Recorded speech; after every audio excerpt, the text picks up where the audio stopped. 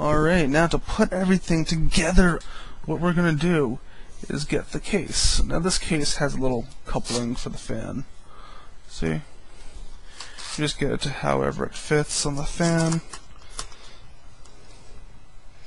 And you just want to make sure that's nice and just fits right in there.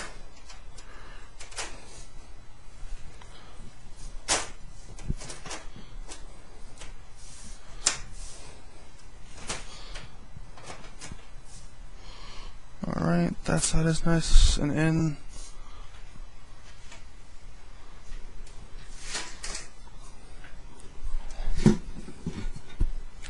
Alright, and then this side, just slide.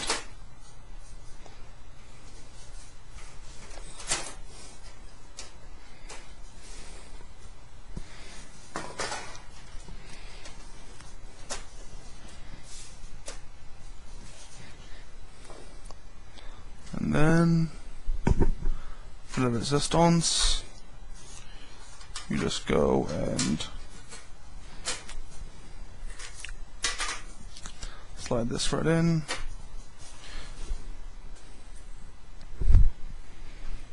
And then you're going to go and put the screws back in.